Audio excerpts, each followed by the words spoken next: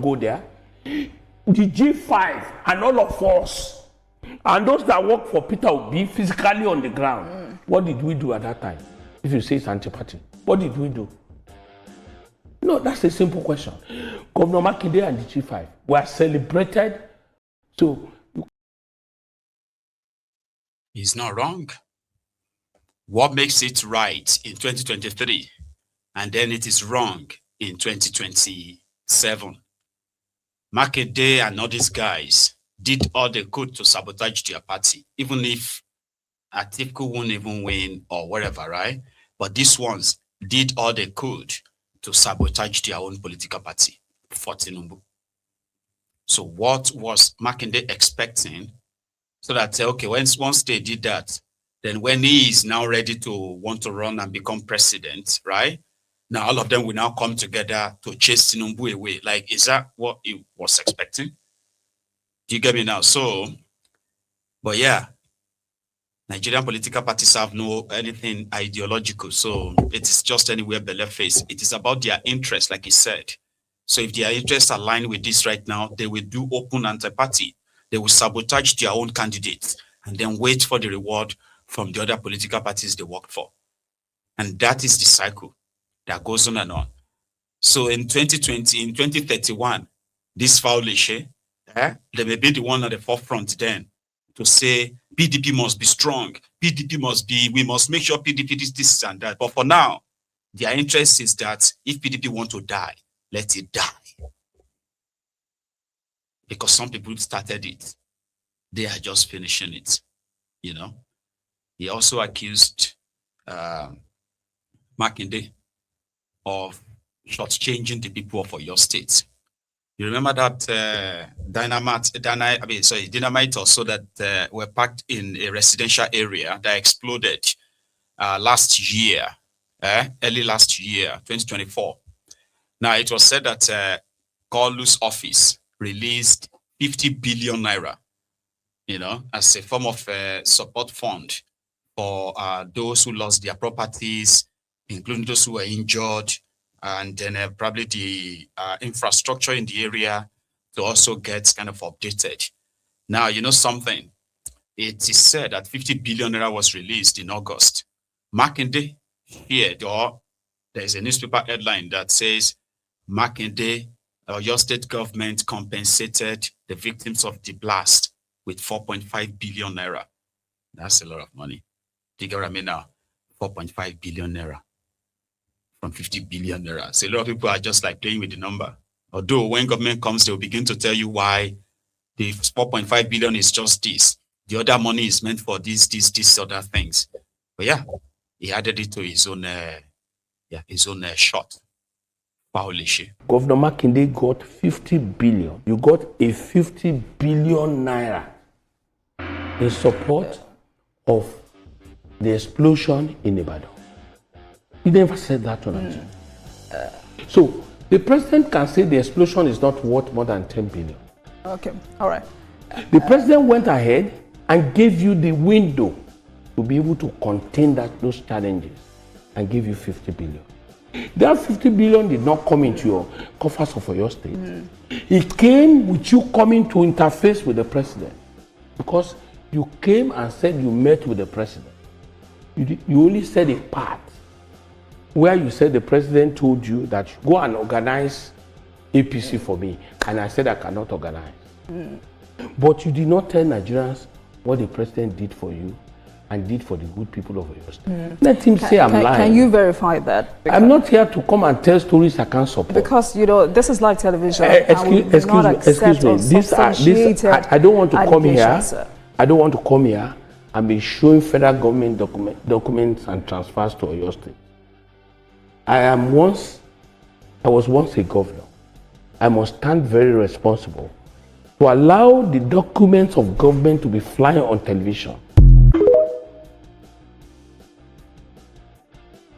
Governor Makinde has destroyed all structures in Southwest. In Osho recently, somebody who did not obtain form of PDP became the candidate. The person that was alleged to kill Bolaji at that time became the candidate of PDP in Osho. He did not obtain form. When I went to Osun to go and do Congress, Governor Makinde organized by the drivers union, what is this guy's name, to come and attack me. Governor Makinde eventually sent that guy to Agodi prison. He's in Agodi prison now. Governor Makinde is a small boy. Governor Makinde got. That's a Fayose talking about auxiliary, and in Makinde's, cunningness or something. Still politics, right? But now let's talk the event, so, the accident that happened to the former world boxing champion, Anthony Joshua. So the news broke earlier this afternoon of a crash, and there was Anthony Joshua. What happened?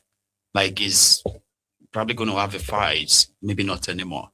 He had a planned fight for another 2 weeks, right? But then more details started popping out that, the vehicle he was traveling in, plus his other friends, there were 4 of them in the vehicle, ran into a stationary truck that was so, fatal. 2 people died. 2 of his friends died. He's a trainer. As well as he's, strength manager or something. It's called. So those who actually, these were like, his friends and then personal trainers that died. Now, when we talk about Nigeria happening to us, and I have said this many times, right, that, accidents happen, people die. Even Joshua himself once said that you have no idea what is going to happen next, so live your life, like, you know what I mean? But when you have poor infrastructure, poor infrastructure in place, enough that even if you have money, Anthony Joshua is believed to actually be worth over $150 million. Now, that's a lot of money. He could probably get himself or anything. But when it comes to the poor infrastructure, which affects every Nigerian every day, all class, right? So that is the prayer of Nigeria. May Nigeria not happen to you. May Nigeria not happen to me. Something terrible that happened today. So first, right, there was this, okay, let's start with this, the crash.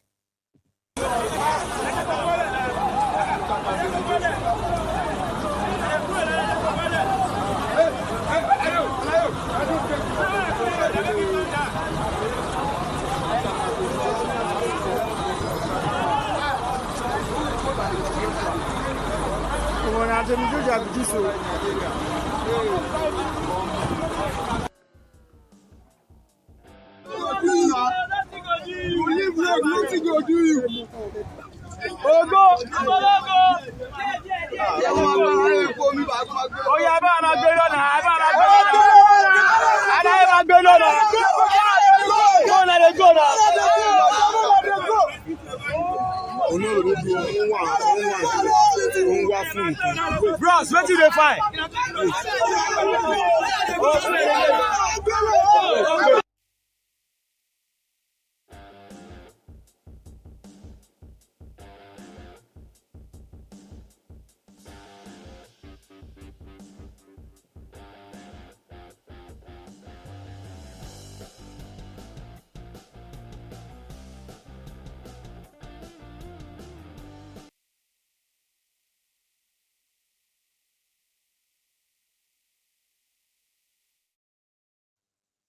Yeah.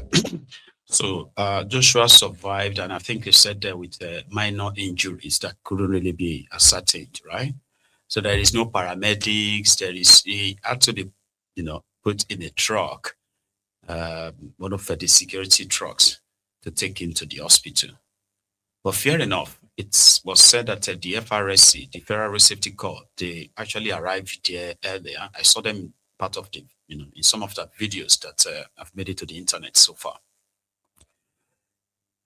May Nigeria not happen to us in that sense. So before the crash, there was this video of Joshua and one of his friends who went to Nigeria with him, playing a ping pong. It was like everybody is back home right now having fun. But man, I feel like Bruce Lee when he's doing nonsense. No, dude. Like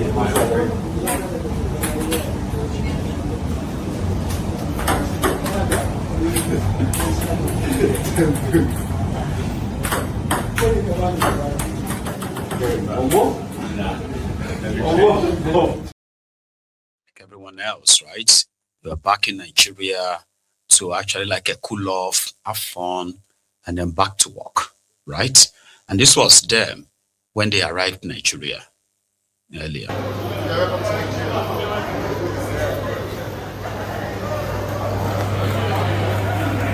Show you the streets of Nigeria. Oluwasina, the first Iranian ever to step foot in Nigeria. Hey, 2 times this year as well. That's crazy. April, December. That's why you're called Oluwasina now, bro. Go.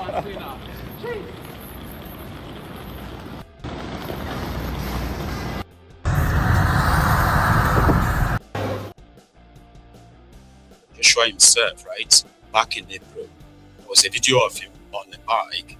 It's pretty much like he feels so much at home in Nigeria, and yeah, for every time he's around. This was in April, right? So this next week's April.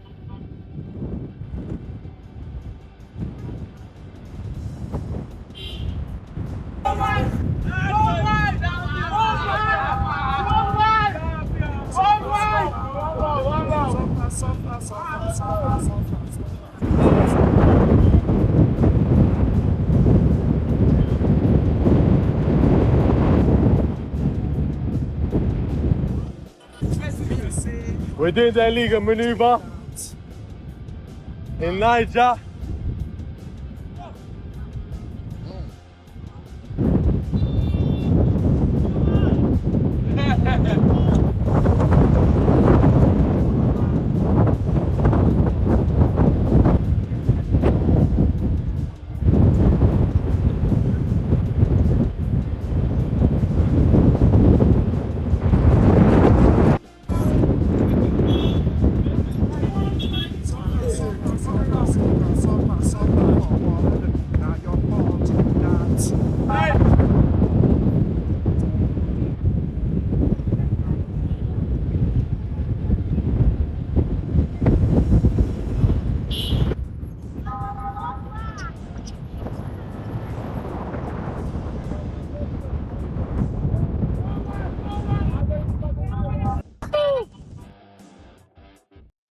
So that was Joshua in April this year. He survived the crash that just happened, but 2 of his friends didn't. And right now, I believe he's probably going to be on his way out of Nigeria. And we wish him very much a quick recovery, and our condolences to the friends. I mean, to the family of his friends who lost their lives in Nigeria. So I was talking about that with my friends this afternoon, and we were like, in the UK, for example, if you decide to go and check on the data of crashes, road crashes, it's still kind of recorded that, we have more people who have died on road crashes, on the road on the UK roads, so to say. So every year they will give you the data of people who had crashes, the cause of crashes, and all of that data will tell you how many people died, how many people got life-threatening injuries and all of that, or permanent this and that, right?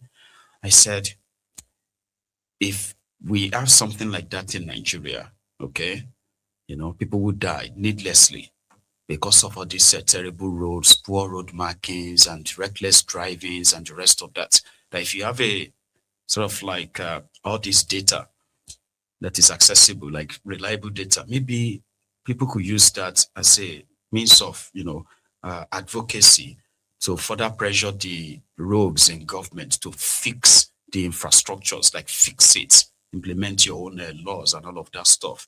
Or at the same time, use the data to educate the people of how fickle life can be. And losing your life this way and all of that, here you get, could be something you can afford, avoid if you know how many people that dies from this road accidents in Nigeria.